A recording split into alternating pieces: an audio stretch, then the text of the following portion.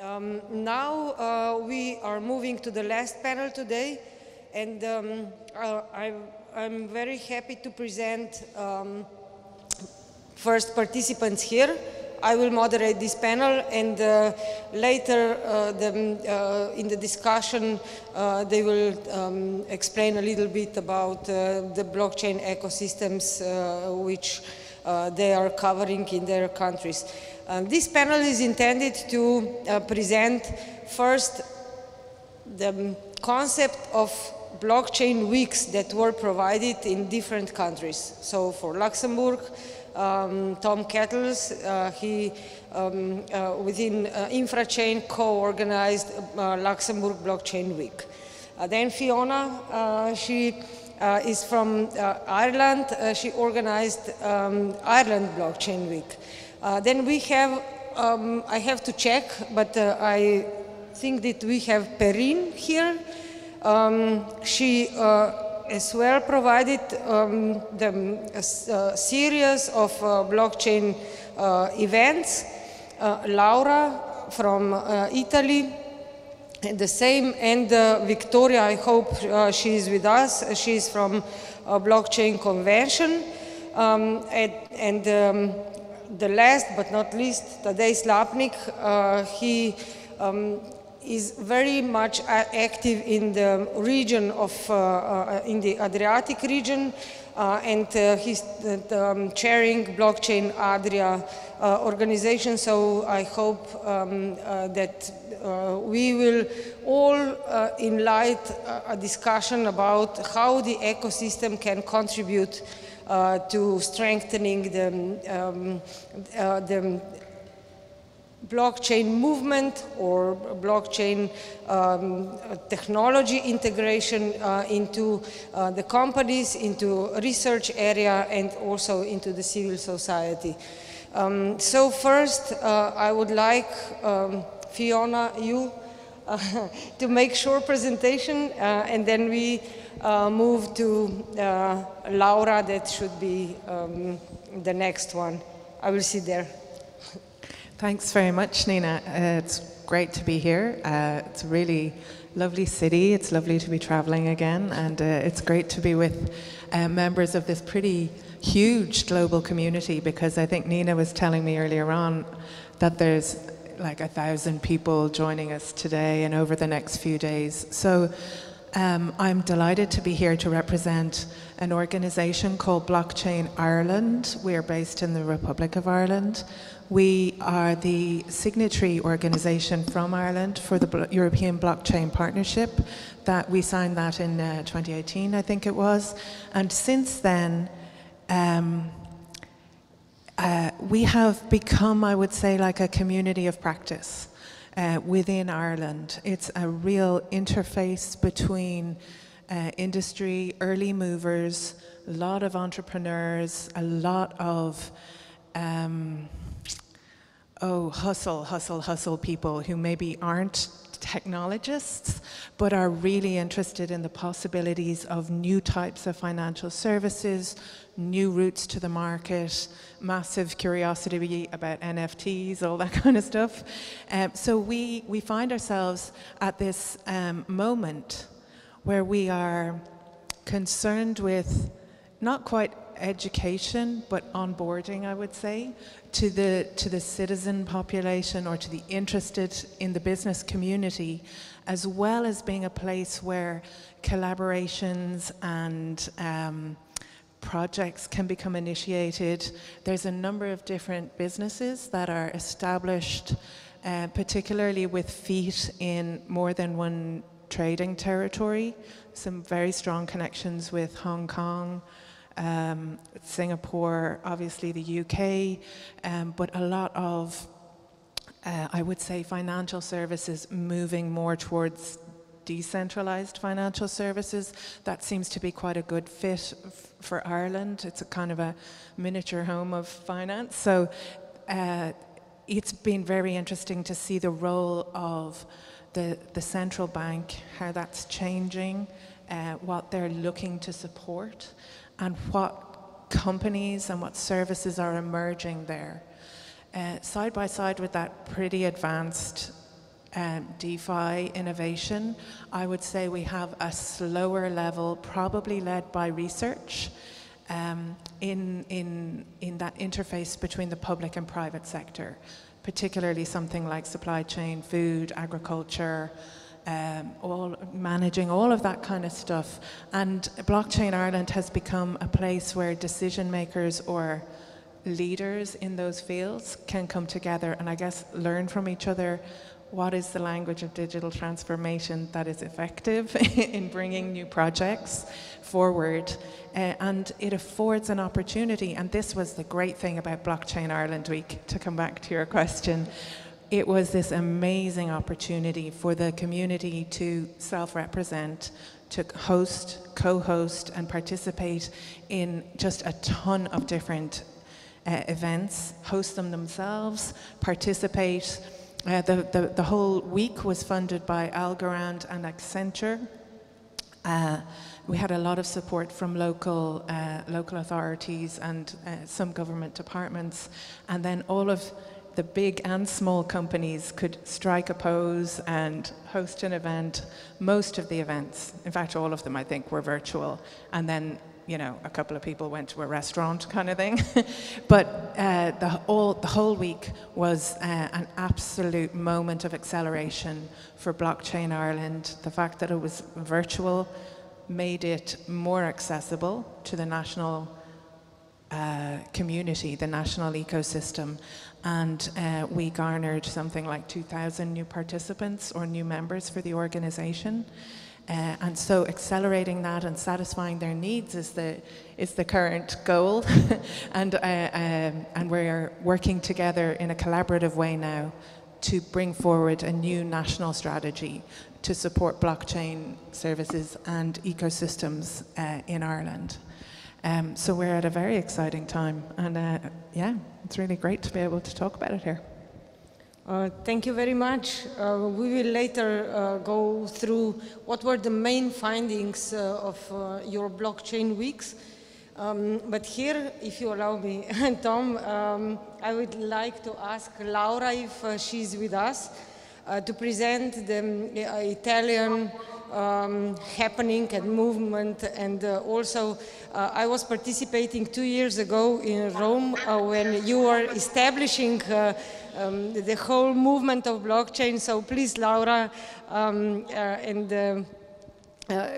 go ahead, present this, and we will talk later about how, what the approach you will have for the future. So please, thank you. Thank you. Can you hear us? Yes. Okay. Good evening, Dagna. Good evening, everyone. Thank you for this important opportunity. I'm Laura Cappello. I'm founder of Cappello Italian law firm. I'm also a member of INATBA, and I'm president of the Legal and Governance Board of Quadrants Foundation.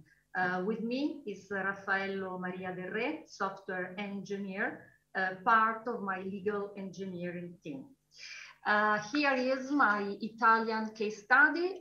Okay, just a moment. Can you see slide?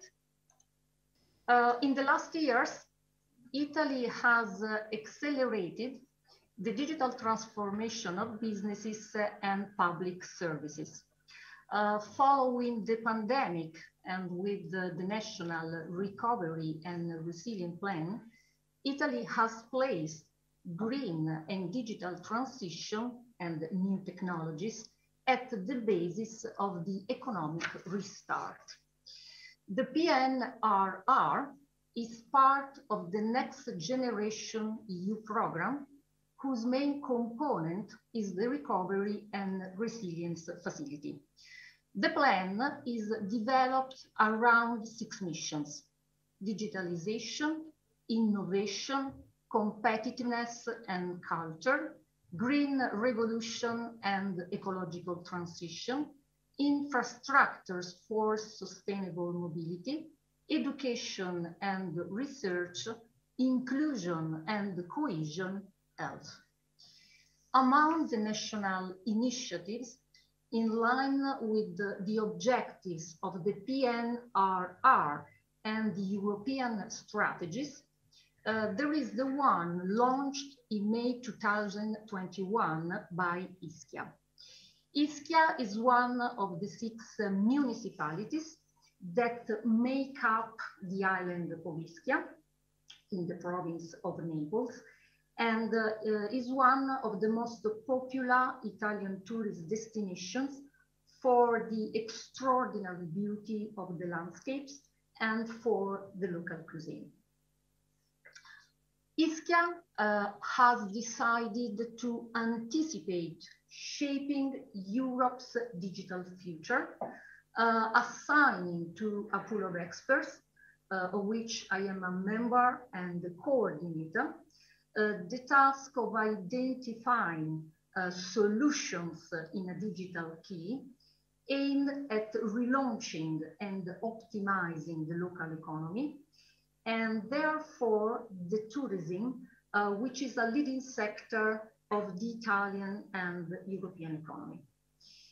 In particular, in an important resolution of March, the 25th of 2021, EU specified that the tourism sector has an impact on the EU economy, on environmental sustainability, on the objectives of the European Green Deal, and therefore on general social well-being and economic security. The result of the team's work is a legal, strategic, and technological feasibility study intended to lay the foundations for the subsequent and wider planning of an island ecosystem, digital and interoperable. The Ischia project, through the implementation of new technologies, in particular blockchain, AI, IoT, machine learning, aims to create an ecosystem in which public services, essential services, and all the productive, artistic, and cultural fabric will be interconnected within a network in which every single party draws support from the mutual interactions created by the network itself. The Quadrants blockchain platform represents the technology indicated to implement the project. The ecosystem that Ischia wants to create involves the digitalization of the entire territory, starting with the public administration through the simplification of bureaucracy to support the creation of an administration close to the community and companies. This digitalization will have a positive impact on essential sectors of the Ischia area, such as health, tourism, production, transport, culture, art, ultimately affecting general well-being. Within the ecosystem, sustainability will play an important role, aiming at the creation on an entirely self-sufficient and sustainable territory powered by renewable sources with reduced environmental impact.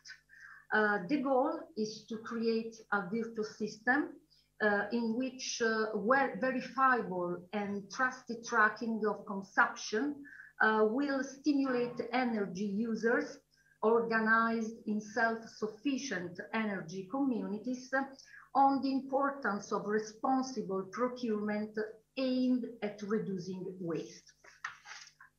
The outcome of this digitalized ecosystem also requires legal support that allows not only to attribute legal compliance to the project itself, but to guide Ischia in the necessary digital transition process. For this reason, I'm coordinating this project in order to apply the consultancy model that I called legal engineering. It consists specifically in legal compliance and software engineering. Digitalization will become the key to the enhancement of the territory and will allow the island to become the first ecosystem in the world that is entirely digitalized, anthropocentric, sustainable, transparent, inclusive, and focused on the well-being of the community. Raffaello Maria Del Re, software engineer, will briefly illustrate the technology aspect. Thank you, Lara. Just a couple of minutes. So this is actually what we're doing. And thank you, Nena. Thank you all. This is what we're doing in Ischia. I was listening to the panels before, and I was thinking that maybe we should talk more about the problems that we have by divulging what we're doing actually, because for us that we're part of the community, and Nena knows this, it is easy to understand where we're going. But when we start talking about digital finance, and I heard a couple of speeches before that were addressing this, I always say that we need to explain very carefully and very exactly what we're doing when we're talking about pure digital finance. And pure digital finance, what is difficult to explain to people that do not know anything about blockchain or what we're actually doing, I always say that it's machines that are working for us, software that is working for us while we sleep or while we do nothing that has to do with our income. And when we do not need intervention or intermediates by humans, you know, we can call that pure digital, and thus finance if we use blockchain technology. And this has been very hard to explain, even to people that are technologists. You know, I'm a software engineer, but I do this. This is, you know, a 5-year program. And even for me at the beginning, understanding pure digital finance was difficult. But when we start to explain, it's very important that all the ones that are not part of our community understand that we have created a system that is open software, that is based on trust on the software, not on the people, where we have to make companies and public understand that we do not have to worry about transactions. We can make a new economic basis, which is obvious for us that we talk about this, but to make them understand that the new paradigm is about basing economy on peer-to-peer, and we're going to make the outcome for the well-being of mankind, of not only our community. So software engineers, from my point of view, have always had a hard time expressing what we were doing because it always looks like a garage thing, something that we're making for ourselves, right? We always have to prove that it's not a scam, but time is on our side. We need to explain and divulge with clarity and user cases as we're doing in this meet. So what we've done with Ischia, it's a small community, but we've also had to explain very carefully what we were doing. And companies, I think, need to take a leap and embrace token technology, experimenting with pure digital ventures. And this is what we're working at. And this is the hardest part. The technology part is already done. It's already working. And we know that it works. And now we have to prove to everyone else that true digital finance is the outcome. Thank you. Very interesting, because on one hand, I had the feeling that you are going to build the community in parallel, but this case is very interesting because you concentrate it into Ischia and then here make smart city and smart community. So your use case is very interesting, and I'm sure that we will continue the discussion after the presentations also to tell us what are the lessons learned from the process that you passed now in 2 years. Thank you very much for now. Tom, please, if you can just summarize what are findings from that your Luxembourg or Infrachain blockchain week. Yes, sure, indeed. So thank you, Nina, thank you, Tadej, and also thank you to the Slovenian presidency for inviting me to this very important event. So briefly a word about Infrachain. So we're a non-profit organization based in Luxembourg with international membership. So we focus on operational blockchain projects, so really on operational use cases. We are also an active supporter actually of the European blockchain initiatives. For instance, we're hosting 2 of the EBSI nodes, well, hosting one and managing one for the Ministry of Digitalization in Luxembourg, and also engaged in a few projects that are co-funded by the European Union. Apart from that, so also we're very happy to actually be engaged on a more international level for OECD, for instance, and a proud member of INATBA.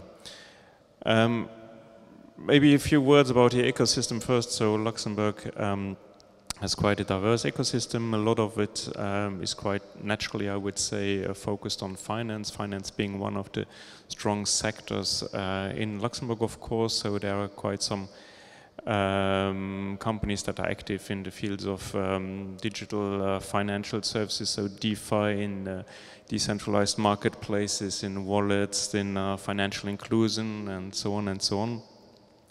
And that's really, I would say, one of the predominant aspects. We also see that it's very interesting actually that there was a study last year by the European Blockchain Observatory and Forum. So that's Luxembourg is ranked number 3 with regard to the number of blockchain startups in relation to the population. So it has really some traction in our country. Now, the initiative that we launched earlier this year, the Luxembourg Blockchain Week, is actually an initiative that was launched by the Luxembourg Blockchain Lab. The Luxembourg Blockchain Lab is already an initiative it's an initiative by the ecosystem, because the Luxembourg Lab is not only Infrachain, our community, but we actually we partnered with a few other important blockchain players in Luxembourg. I would even say among the most important blockchains in Luxembourg. So on the one hand, we have actually academia. So we are partnering here with the University of Luxembourg and also with the Luxembourg Institute of Science and Technology. And on the other hand, we have 2 other communities. So we have the LOFT, which is the Luxembourg House of Financial Technologies. And we have Let's Block, which is also a blockchain association in Luxembourg. So together, the 5 partners, we created the Luxembourg Blockchain Lab, and the idea was already also really to bring the whole ecosystem together, because even if, of course, everybody knows each other and works sometimes together, but it's different than actually having a formal partnership. And one of the first things that we organized was this Luxembourg Blockchain Week, and I think one of the conclusions was really that there was a huge interest generally in blockchain. We were quite happy that even from the first edition we had more than 1,000 attendees, and also participants from around the world. And actually also here we tried to further expand the ecosystem, so we had a very fruitful collaboration with the Boston Blockchain Association, so even looking beyond European Union, so looking into the US to also share experience with them and also to collaborate on that side.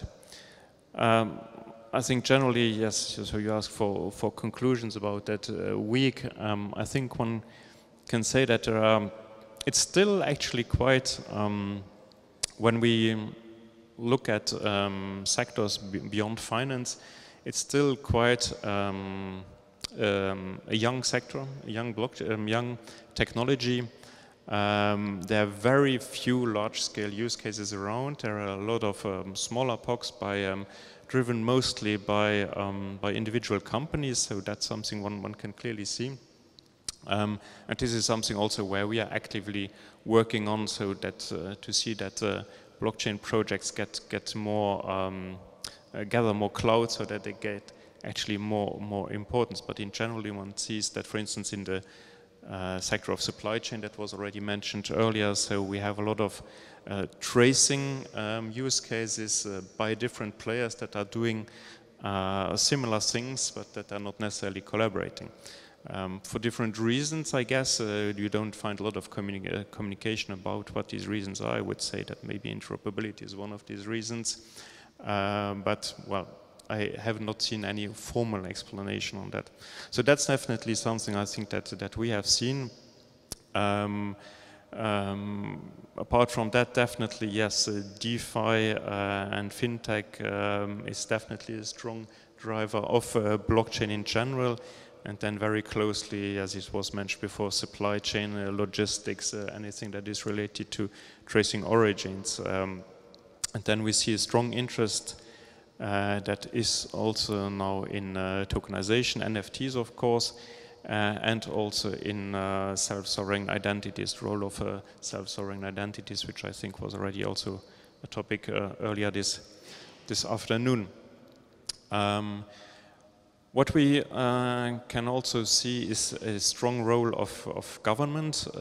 Also in Luxembourg we see that, so Infrachain itself is actually a PPP because the government is actively involved in our association along with the private sector. And there is indeed strong interest also for collaboration. And one can see that a lot of companies are looking onto government also to push the sector, actually to drive it and to be as often with technology, so by imposing a certain technology at some point, by driving the sector, and so that's something that we see very, very clearly. Yes, I think, and what another conclusion is, I mentioned it, is interoperability standards. That's something that is really missing, so that the different use cases can work together, different blockchains can work together, so that you have also some certainty that what you do today in one place on one blockchain, well, it will be able to use that information tomorrow in a different context, in different blockchain, for instance. And I think I will stop for that because I'm sure you have some more questions. Yeah, thank you very much. I think everything is relevant, what you said, from 2-3 big use cases to public-private partnerships to interoperability standards, but we can take into consideration all them separately and then connect them into some integrated issue that we can develop in further steps. Maybe here also the if we have Parisa with us for the Chase program, I'm very glad to have you here because you are presenting Chase program today. This was an idea not to have only ecosystems, but to show how the knowledge is very important to be shared in all the segments of the ecosystem. So if you can just briefly present the project and then we will have a discussion about this. Okay? So thank you very much for the invitation. I would like to present you the Chase project. That's a blueprint for sectoral cooperation and blockchain skill development. I introduce myself. My name is Parisa Goduz. I'm full professor at University of Lyon 1, and I'm a leader of a research team on the blockchain, and particularly I work on the interoperability research parts. So I will explain you rapidly what are the objectives and why we have this project, the CHASE project. We know that blockchain is the core of the European strategy to advance digital transformation, but the problem is that the sector is challenged by talent shortage and global competitive pressure and limited also connections between education and the market. So this project CHASE, that's a 4-year project that is started by November 22. The objective is to develop the strategy of European blockchain skills. There's also another objective is that how we can forecasting the future skills. What's the mechanism for forecasting the future skills and how we can define that? And of course, we have done actually an analysis of different occupational requirements at the European part. And we develop also a VET program in the MOOC form. And of course, at the end, the mobility schemes. And the last and not the least is the European Cooperative Network. It's very important for us to have the sustainable European Cooperative Network, as you said before. And we will have also the national blockchain skills partnerships and European blockchain skills partnership. So this is a big project with 28 partners, 23 partners, 5 associations from 15 countries with different sector representatives, such as Inatba, that's famous in Europe, different companies, big companies, such as Fujitsu, IOTA, or C4A, and also educational training providers, such as University of Ljubljana and also University of Tartu in Estonia, University of Catalonia in Spain, and the HBW in Germany, and of course, University of Lyon in France. We have also different entities with regulator functions, such as the CQA that you know very well, and also the other associations. So the 3 main objectives is the collaboration. That's very important to set up a collaborative method for monitoring the workplaces and skill needs. And of course, have this sustainable cooperation network, provide a mechanism for collaboration at national level, and survey and promote blockchain VET offerings to practitioners. What's interesting with this VET offering is that we will not just give the specialized, I said, courses on the computer science, but we want to have also the skill, I said, offerings, and also the covered disciplines. So it's really important, and originality of this project also is that we will not have just the technical competencies, but also non-technical and soft competencies. There's also the second objective, the skill intelligence and training with the development of a MOOC with the deliverables that actually is online on our website is blockchain skill intelligence and document skills mismatch, the different educational resources that we will provide, and also a sectoral qualification that we need actually in the Europe that we want to establish that. And at the end, the recognition and mobility in order to have a EU-wide occupational requirements for blockchain workforce. And there is a platform also in order to have a correspondence between the job seekers and blockchain companies. And of course, linking to the design curriculum with the European recognition tools. I will not talk a lot, but you can go to our website. That's CHASE Blockchain Skill EU, and be a part of this project. It is really important for us to have all of the European countries to be involved, and also give their opinion about the different deliverables. All of it is open and public, so you can access to all of our deliverables, and please be part of the cooperative networks that we want to create. Thank you very much. Thank you very much. I hope at the end we will highlight how CHASE program can also contribute to stronger development of ecosystems, and what will be in the next stage, for example, to include more of the ecosystems in Europe into that knowledge scheme so that they can get some more knowledge trainings and dedicated lessons. But in any case, I wanted to ask you something. You were mentioning sectoral trainings.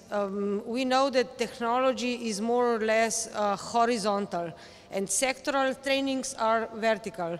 So which focused sectoral trainings were you planning for the next period? For this reason that I said that our objective is not just only the generic on horizontally, I said courses or vet education, but the capability for the, I said learners to use the use cases for the different applications and be capable to understand the client's, I said requirements, and then also use the all of the competencies that they have obtained from the MOOC in order to apply to different applications. Actually, we know that we don't want to focus to one of the applications, for example, bank finance, that's very famous actually for the blockchain, but an important number of the applications that we have obtained from analysis, such as health science. Actually, we know with COVID that is very important to have the applications on the health, for example, and even the other applications. So we have analyzed this one, and we will have 4 or 5 domains that we think that today is important to have the use cases on that. Okay, thank you very much. Maybe Perrine, if you are here, if you can just continue, what were you doing in France in this COVID period and in this set of events? I have to say that we didn't manage to organize the one for presenting Slovenian blockchain partnership, but we will have a lot of space in October to do this. So now first, please do just briefly what you achieved through these events, and what would be maybe the main points that you would emphasize here within this panel. Yes, good afternoon, Nina. It's a pleasure to be with you. Even online, I would prefer to be with you in Ljubljana. So it has been really a very interesting period we have all lived with its dramatic consequences, but also an acceleration in the way we share our good practices. And it's true that I had begun already in 2019 with a conference called Blockchain, Open Education and Digital Citizenship that took place exactly in this learning center of my University of Lille. And I was already part of the use case diploma within the European Blockchain Partnership. Then it happened, the lockdown came, and I was appointed as the French contact point within EBSI for any stakeholder, French stakeholder.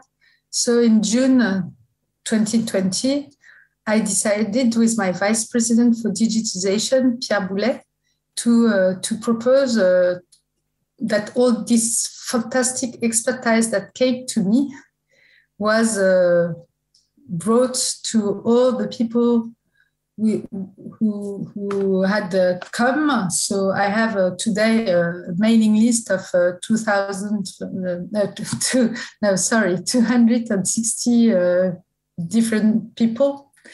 And when I organized a webinar, they come. So in 2020, it was about the 4 first use case of the European Blockchain Partnership, which are self-sovereign identity.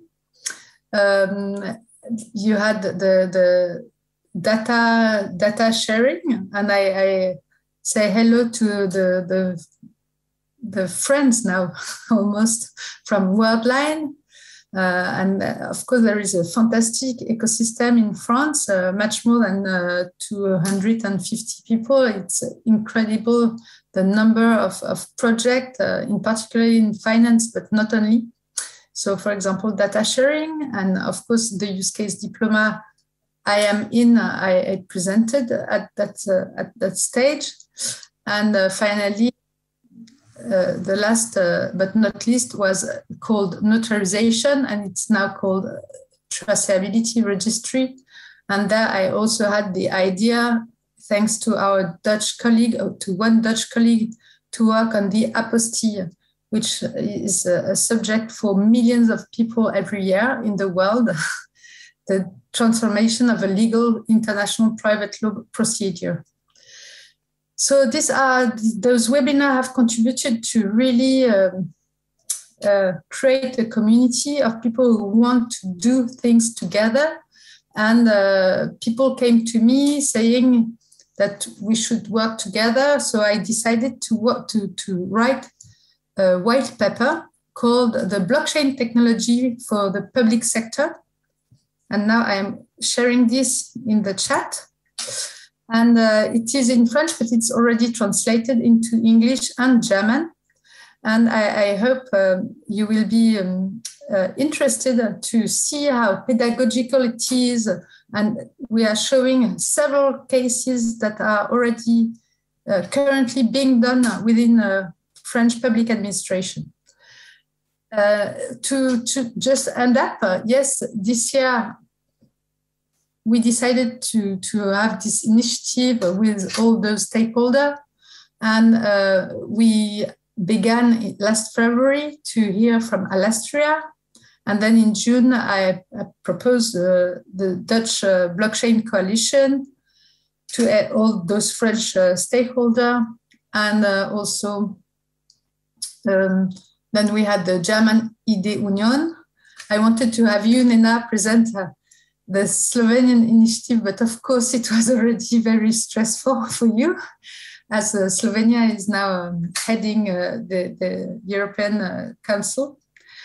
And so finally, I am very happy to have this opportunity to hear from Italy, from Ireland and Luxembourg, and I hope to achieve what we have in mind until the end of the year for the French presidency.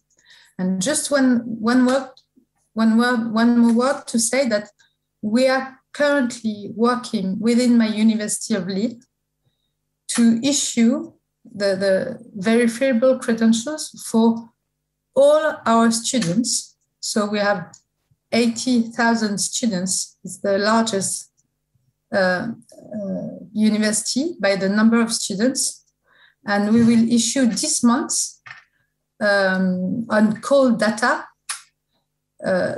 25,000 verifiable credentials that correspond to the diploma. We are very proud. Of course, when you speak about verifiable credentials, you are also in self-sovereign identity and in that tendency that is really interesting on change the way we issue, we share, we storage our data. So that's it for the time being, but I can tell you more. It's really exciting. Blockchain is only 5%, but it's very important. And the rest is digitization of our schooling departments. Thank you. Thank you very much, Perrine. Very interesting story, and I appreciate you focused into that diploma use case because you are really very advanced in this. So I think that we can cooperate also within the EBP further steps for the next development. Our last lady speaker is Victoria, but I'm not sure if she's with us. Hello. Ah, you are here. Hello, Victoria. I'm very happy to have you here as you have quite strong ecosystem via EU Blockchain Convention. And please tell us about your experiences, how you deal with the organizing Blockchain Week, what were the main findings, and what are the main conclusions maybe from these different discussions that you have within Blockchain Week? Please. Thank you very much, Nina. and thank you very much for the invitation and congratulations on this event. Sorry for my voice. I've been very sick the whole weekend, just been in bed. I actually did a COVID test this weekend, but it was an antigen and that was negative. And I was told that I shouldn't trust those ones, but I'm at home now, so I cannot pass this, whatever it is, to anyone else. So yeah, I'm Victoria Gargo. I'm one of the co-founders of European Blockchain Convention. We founded European Blockchain Convention, me and my partner, back in 2018, and have so far organized 5 European events. So we started in Barcelona in 2018, had 500 attendees. And in our 5th edition, where Nina was also participating, we had 2,000 attendees. That was in April, online, obviously. That's the only thing we can offer right now. From the very beginning, we've always been very focused on making sure that the community can network with like-minded people and find whatever they're looking for. So that could be a new partner, an employee, investments, whatever they're looking for. So yeah, and we've had very, very good feedback from day one, both from sponsors, participants, speakers, that they really, really enjoy our events. So we're very happy. But one thing that they were then still asking for was education. I would say that even through our conferences, we provide very high level content. So kind of even that is education, but it's different, right? Because it's talks, it's discussions. So this year we launched European Tech School. I'll share a few links in a bit. Very exciting. Very exciting. We've just launched our blockchain school. It's online. So that makes it possible for anyone around Europe, even outside Europe, to participate in our courses. We started last Tuesday with 2 programs, a 5-week program, which we call the Blockchain Executive course. And then we have a Blockchain Certified Expert program, which is a 10-week program. So what we've tried to do here is something different from most programs out there. So like, I don't know, if you go and so Oxford University, MIT, so they all have their blockchain courses, but they all pre-recorded. So it's pre-recorded education. What we are doing differently is that all classes are live, so the students can interact with the professor and interact with the students. At the end of the day, we want them to build their community with the students, with the co-students, and with the professors.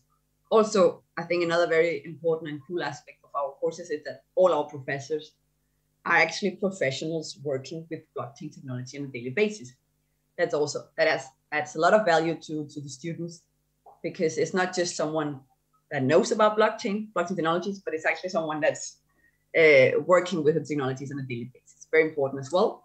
At the end of the day, we're very aware of this huge blockchain gap we have in Europe and even outside Europe. So we want to make our courses as hands-on and the idea is that they can, after doing our courses, be able to incorporate their ideas or be incorporated in other organizations.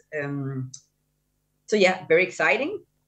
And I mean, some lessons I would say, I was from our first edition back in 2018 to now, what we've seen is, I think, when you look at the startups in the ecosystem, the quality, completely different quality. I mean, in the beginning for me was 2017, 2018. The startups, there were good startups, but there were a lot of like not very interesting startups. And also, I think this was due to the whole ICO boom we were living in those days. So a lot of startups realized they could raise quick money by doing an ICO, and then nothing came out of that. But what we're seeing now is like really some interesting startups doing some really cool projects, having some really cool team members. And I think it's also interesting to see how these startups are recruiting professionals from some of the largest companies we all know. it's interesting, right? Because it's kind of getting really, really hot to be in the blockchain space. So amazing, but still there is a huge gap, talent gap. So, I mean, just to give you an idea, so if you go to Crunchbase and look up blockchain crypto startups, during the last 12 months, more than 1,000 startups have raised more funds, and some of them have raised like some crazy amount of money. And obviously an important part of the funding goes to hiring. So again, yeah, we need more talent, and we need it now. So again, that's why we also launched European Tech School. I would also say another very interesting finding from our side, it's to see how more corporates got into the space at least from our first edition. We did already have several large corporates, European corporates participating in our first edition in 2018, but now most large corporates have a blockchain team, even if it's a one-person blockchain team. And the ones that had a one-person blockchain team a few years back have like teams already of 5, 10, 15, 20 people, which is exciting to see that these teams are growing as well. So yeah, for us, we will continue, bringing together the community through the European Blockchain Convention. Our next edition is in December, and try to add value where we can now with education. We also see a gap when it comes to funding, but it also again depends a bit on the composition of the teams and advisors. But we're not going to enter this space for now. We'll let other players in the ecosystem. And what else? I think, for us now, it's where we were adding value is connecting the ecosystem and providing education now through the European Tech School.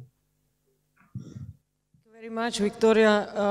Very interesting because you focused on startups. It's obviously another wave after 2017. Then the blockchain teams in the corporates and the educational part, which is also very important.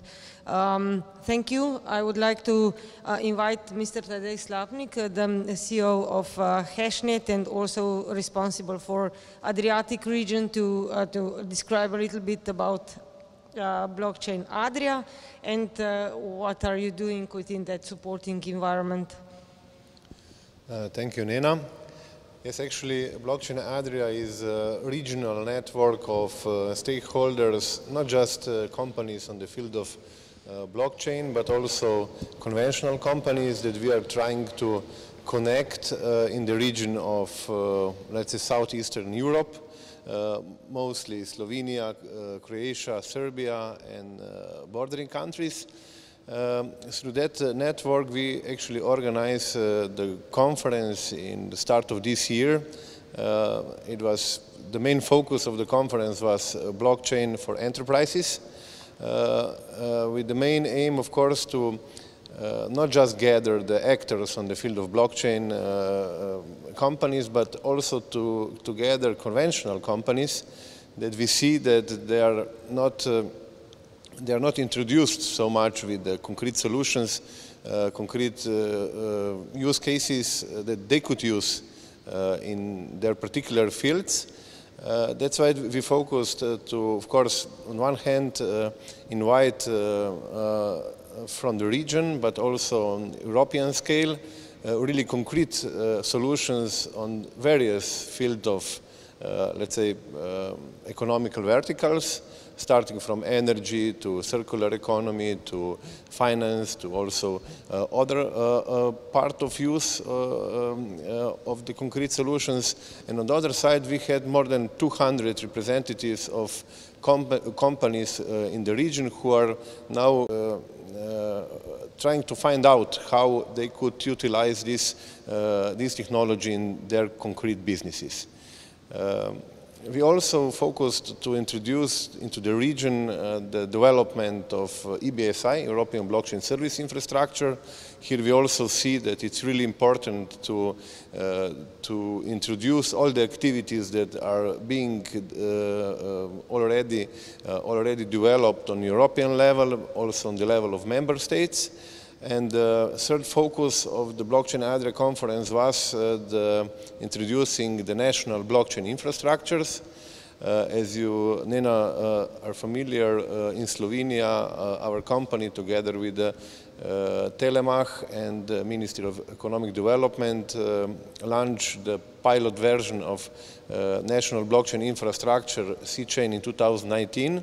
And through these activities, we find out that of course, on one hand, a lot of interest among the companies is to find out how they can use the infrastructure, which use cases can be integrated. But also we find out that many other European member states are developing their own national blockchain infrastructure. That's why we dedicated part of the conference also to discuss the potential cross-border collaboration. We had colleagues from Italy, from their national initiative, IPSI, and from Spain, Alastria, that we discussed how, of course, we as member states and actors on national level could collaborate in order to connect the initiative, to focus on interoperability issues among these national networks on one side, and on the other side, of course, how to include the national infrastructure in European blockchain service infrastructure. Second important conference that we organized together with our colleagues from Croatia, their National Institute, Ruđer Bošković, and partners on their national level. It was the conference with the focus blockchain for circular economy, where again we were trying to, like Tom mentioned already, to see what concretely we already have, which concrete solutions we could introduce to the conventional companies that they can be used for various solutions on the field of circular economy on one side, and on the other side we transferred the lessons learned from Slovenia, building up our national blockchain infrastructure to Croatia. And important, let's say, result of that conference in May was initiating the national initiative to building the blockchain, national blockchain infrastructure, Cooperative in Croatia. Last activity that actually resulted also today with the European Blockchain Week was the preparation of this important event that also it was a lot of support and engagement of the Slovenian blockchain for data trusted ecosystem digital innovation hub that it was formed this year in Slovenia.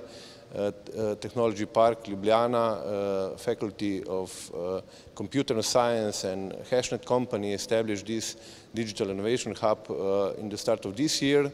Actually, that we put a lot of effort also that in the framework of the presidency of the Republic of Slovenia to the European Union Council, that we, together with many partners, prepared the European Blockchain Week, of course, with the main aim to connect all the main actors in the region with a lot of wonderful projects and wonderful partners on European scale to, let's say, find the answers how we can utilize blockchain and AI technology to achieve the main goals of transition and Green Deal on European level. Thank you very much. Yeah, we heard a lot of speakers today, and each of you have its own story.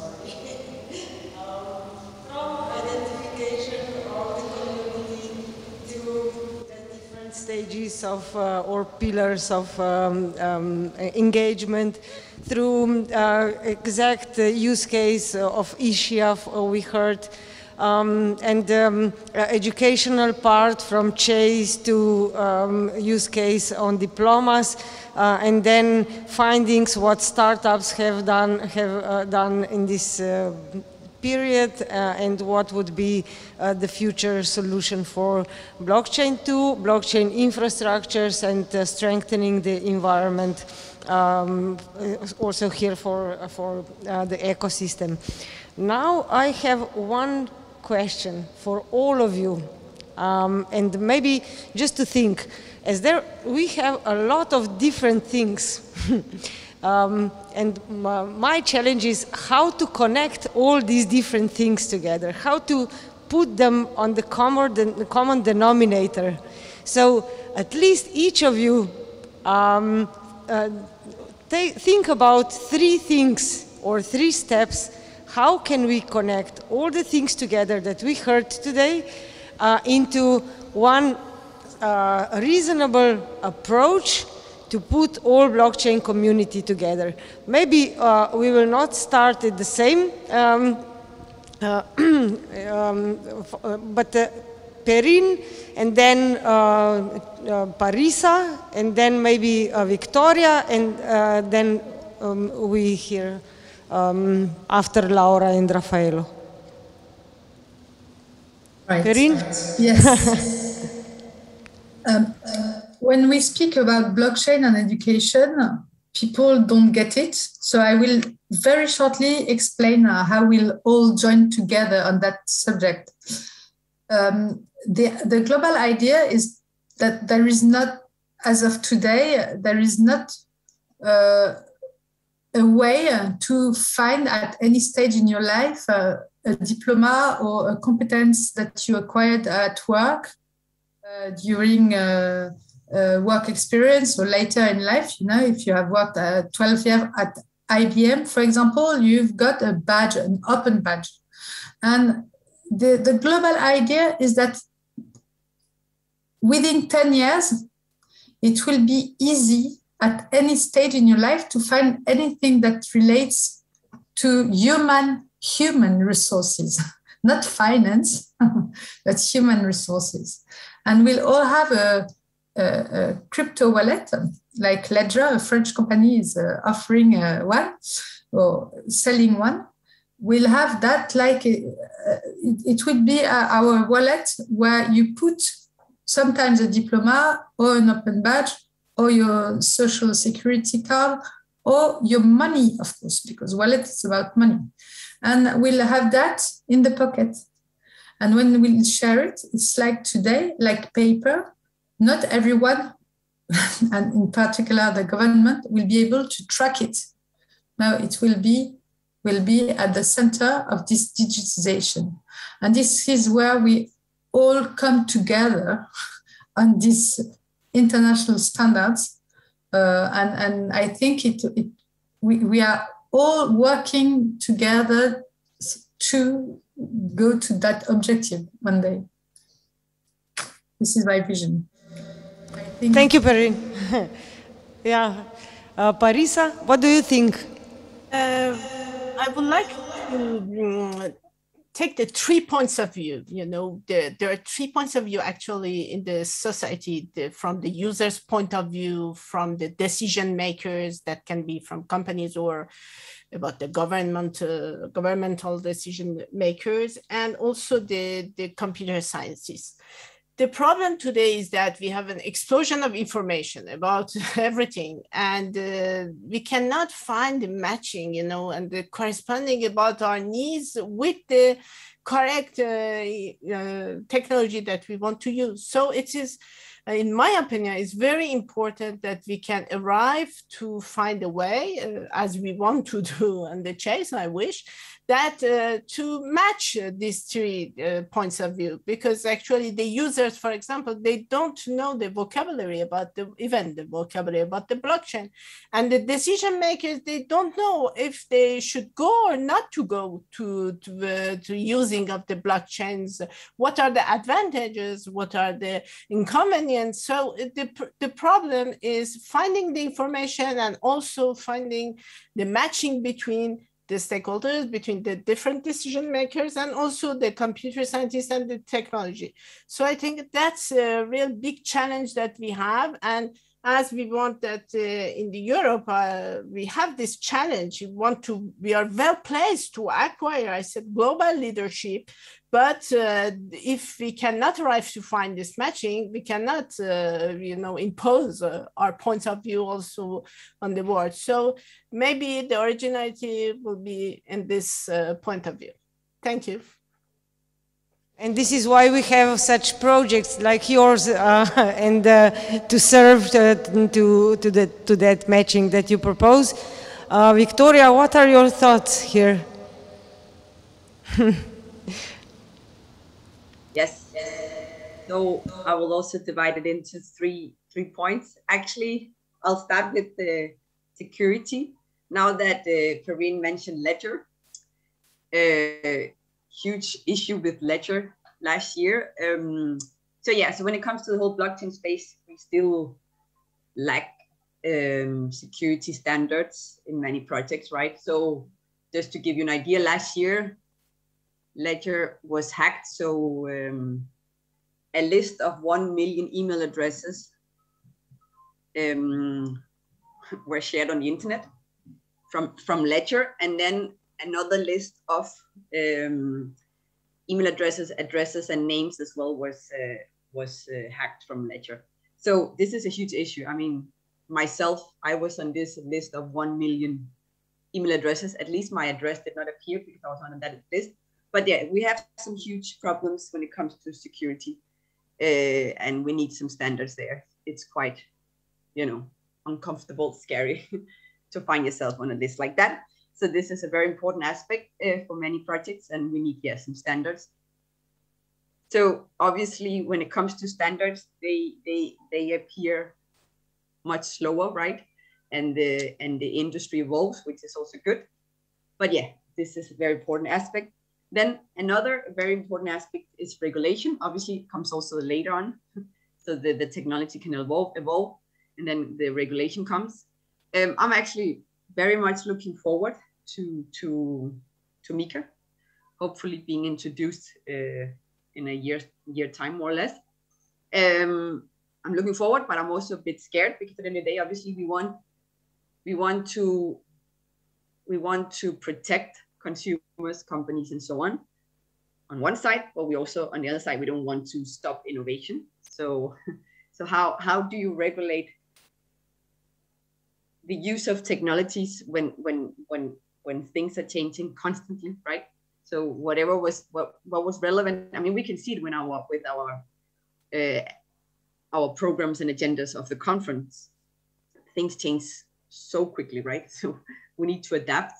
And also on the other side, I mean, this is also what we are doing with our courses, trying to be covering what's the latest. I'm actually also the director of a master degree taught in Spanish by 3 Points OBS Business School, collaborating with the Polytechnical University of Catalonia. And here, for example, since we're collaborating with the official university, I need to do changes in the program like in a year in advance. And I'm like, yeah, I know this is the procedure with a traditional university, but like we talk about technologies that are advancing so fast. So this is a problem. But yeah, going back to regulation, I'm looking very much forward to MiCA, but also, I don't know, maybe a bit scared. Let's see how it goes and how this can be adapted. And then I also think another very important aspect at the end of the day, I do still think, I think it was mentioned before, we have a lot of senior professionals, decision makers still not very much into technologies, right? And that's definitely a problem. That this can be both from private companies or public institutions, right? And it makes sense. I mean, if you're gonna get how do you say, get on, when you stop working, you become retire. That's the word, retire. So when you retire, obviously, I mean, if you're going to get retired in, I don't know, 5 years, maybe, why should you care about technologies, right? But this is a problem. So another very important aspect, I think, when it comes to public and private institutions is to get more evangelists within their own organizations to kind of like educate within the organizations and convince, take that risk. Obviously, if you're too provocative with something new, there is a risk of you being fired. Hopefully not, but like, yeah, I mean, these roles of evangelists are very, very important, both in private and public institutions, to convince decision makers to get involved in the space. So yeah, so security regulation and evangelists.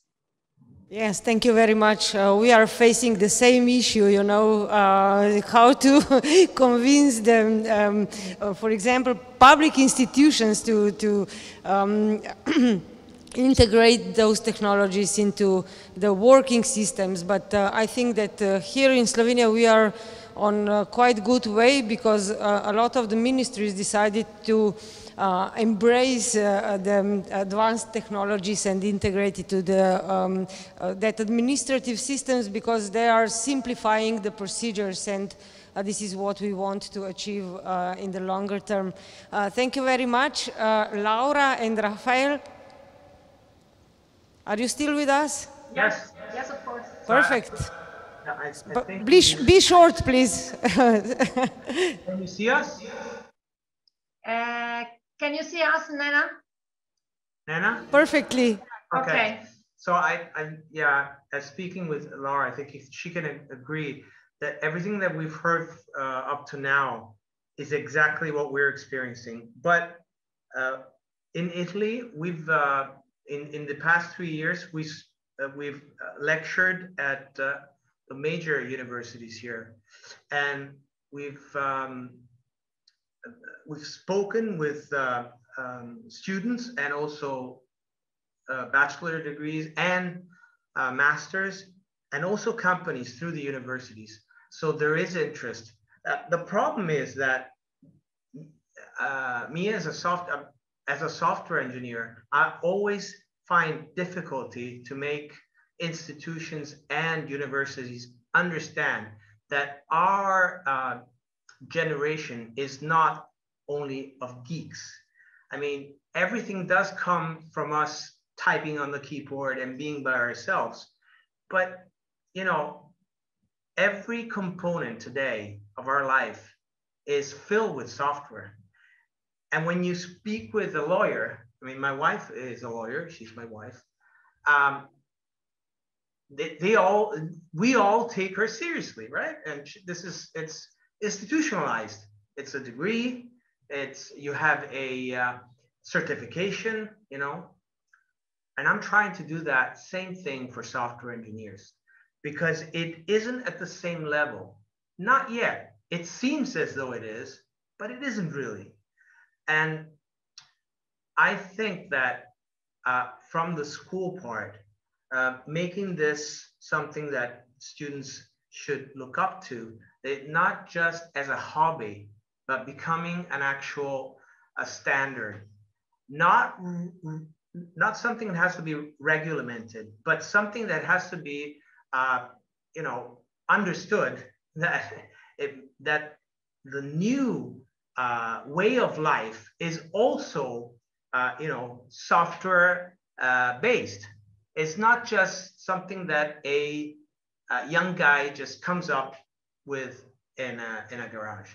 I know that this seems, it's not like that. What are you saying? No, this is why we're having the problems, because we need to have people, as you were saying before, Parisa and Victoria and Perrin, you were saying that institutions and head of companies do not still understand, or they don't trust, you know, the whole process.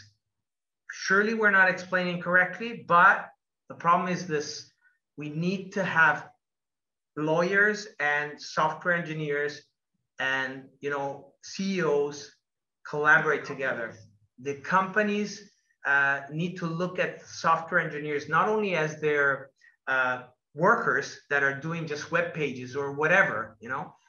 They need to look at the people that are making the software, the open software, software that's being published, and that we're all using every day. It's just that they still don't realize that. So that's what I've been speaking about. That's why I'm speaking about this. And Laura asked me to speak about this. I've been doing this to universities, and most of them look at me weirdly, but others understand. And I need a couple of people out of 100 to understand this, because they will be the ones that in the future will start to negotiate and start talking with us. We don't speak a different language. It's just that we write the software in a different language, but we don't speak another language. We're making it for the community. And this is what I'm trying to understand. And Laura is great at this because she's a great speaker. And she's the one certifying that we're doing everything for mankind. Thank you. Thank you. Thank you very much, Laura and Raffaello. I think that you pointed out a very interesting thing.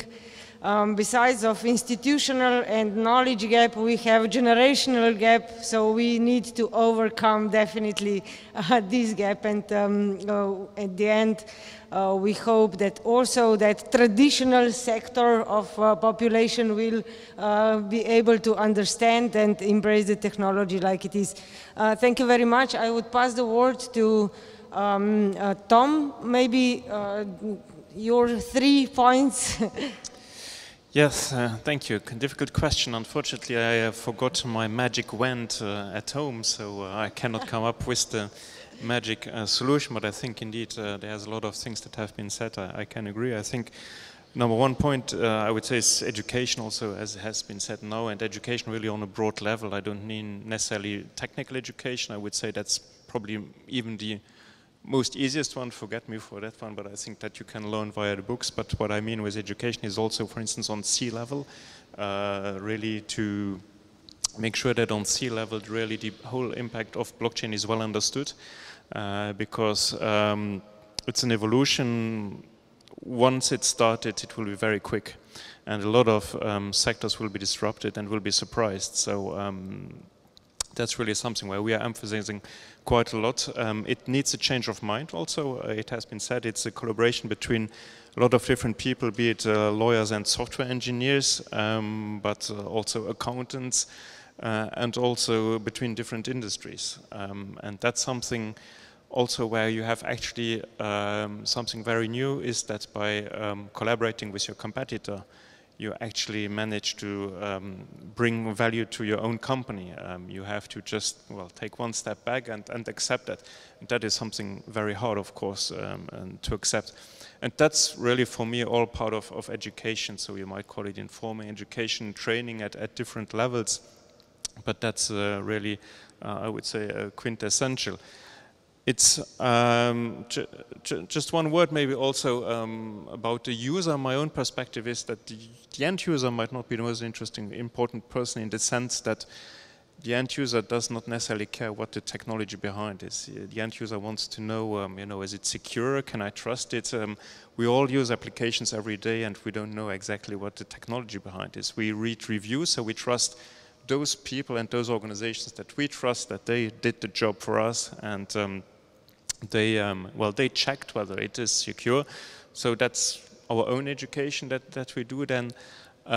So of course we mustn't forget the end user, but I don't think that's the first point to address. So education would be the first one. Second one, definitely working on interoperability standards. If you want to launch a project today in blockchain, you have such a vast choice of different blockchains, there are hundreds. So which one would you take? There are a few ones that are more used than others. Of course, you would first have a look at those, but even there you have different flavors, you know, going in different directions. So it's very complex.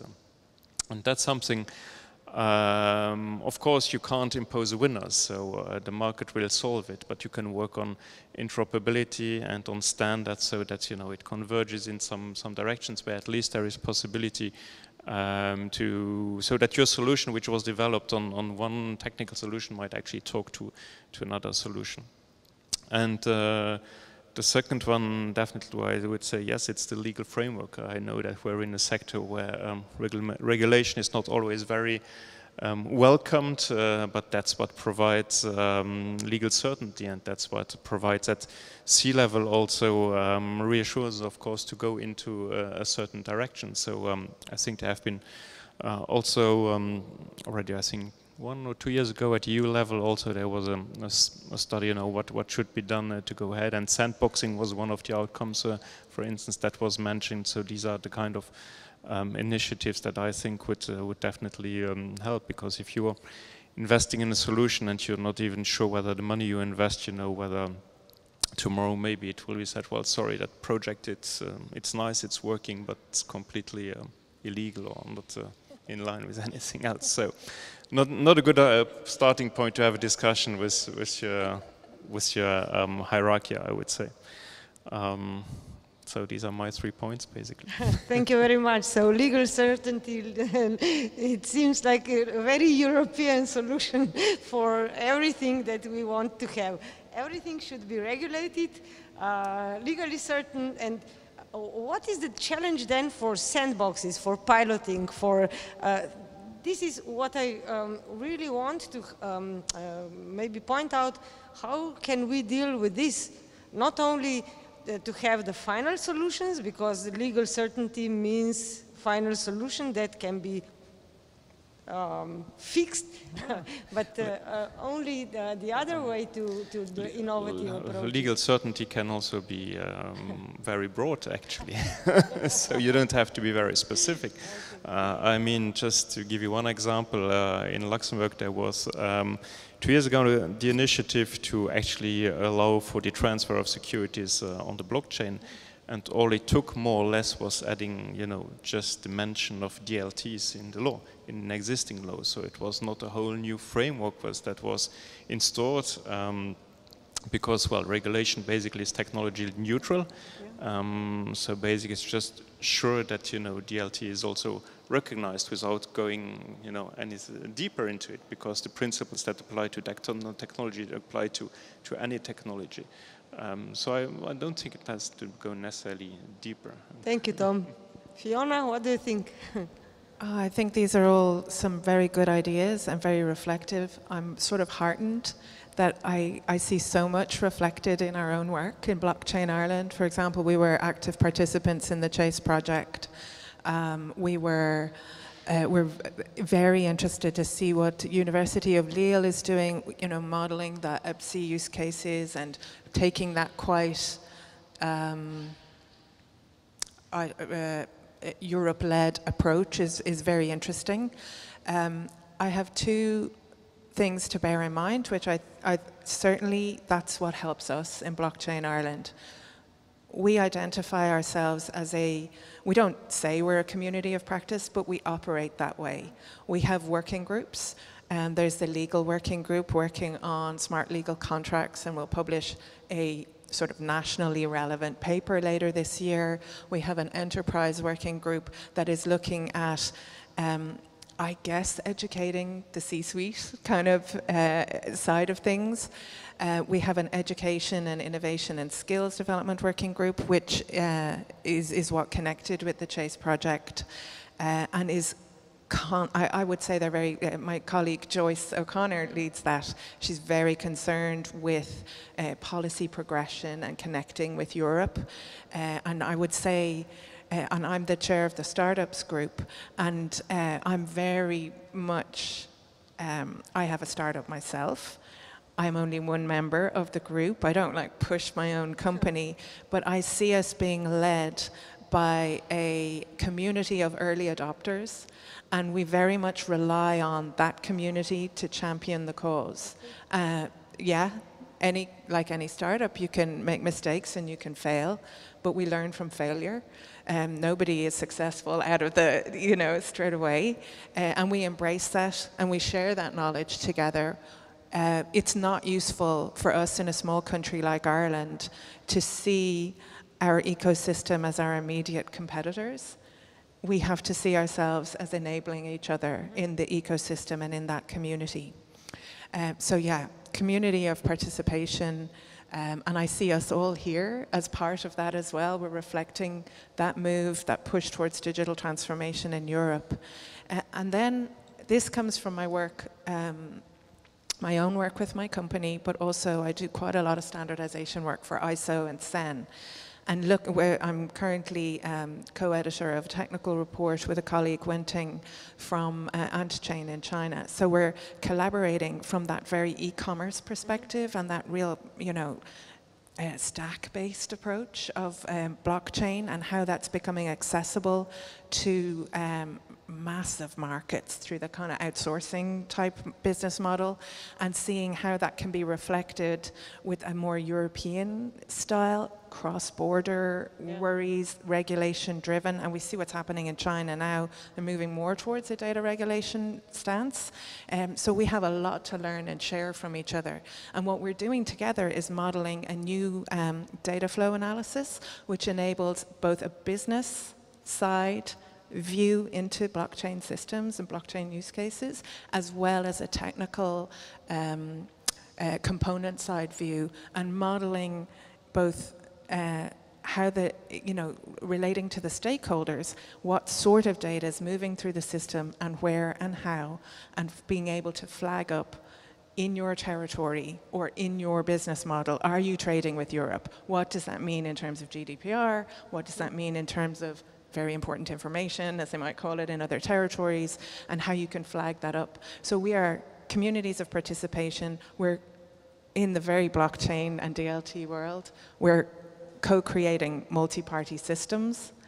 And as early adopters or as the practitioners at this early phase, we must remember that that's what we are doing with our ecosystems. And we are constantly onboarding a C-suite type. I don't like the whole ageist thing, because actually there's some amazing early adopters at that level. But when we see somebody ready to take a new stance 18 months later, it's because they have had a chance to learn and to practice from ecosystems. Okay, thank you very much. Today, please, what is your opinion? 3 points. Be short, please, because we are approaching to the end of the... First one, like all previous speakers pointed out, cross-sectoral collaboration. To find the answers on the field of education, on the field of adoption, on the field of research. Of course, it's impossible that you have in one organization all this knowledge. That's why cross-sectoral collaboration, number one. Second, being aware about the adoption issues. I agree, Tom, with you that end users shouldn't take care about what concrete solution is behind, but if the using experience and adoption barrier is too high, and if the developers and let's say technology engineers will not be aware of that, we'll be facing this also. And third, let's say also proposal or the lessons learned from Slovenia, from the concrete activities, what we did is doing concrete steps and introducing concrete, let's say also first possibilities to engage in, for example, testing the national infrastructure, opening the wallet, integrating the first use case, introducing the user experience of the concrete use case, and getting these questions to be answered when you start to do that. Of course, this is quite complex, but I see the only way, if we would like to achieve this final goal of massive adoption, of course, we have to, on the one step, stop speaking about this general regulation issue barriers and start to implement and start to pilot. That's why EPSI piloting program is 100% the way to go, but I would definitely, of course, suggest that such activities should be also realized on national level and also on the international level, like now we are discussing, to also share the knowledge, to share the not just good practices, but bad practices, lessons learned, and of course to build a kind of distributed collaboration on the end, because it's needed if we would like to develop a distributed technology ecosystem. Very nice thought for the, for the end. Thank you very much today. I completely agree. So distributed knowledge and distributed system. I think that you just made a step forward to our work, because I wanted to suggest follow-up for this panel that we have, and we connect all the points or all the issues that were pointed out today, and to form a kind of user guide to blockchain ecosystems in the future. This would be also the task for EBP, because I will suggest to EBP to go in this way.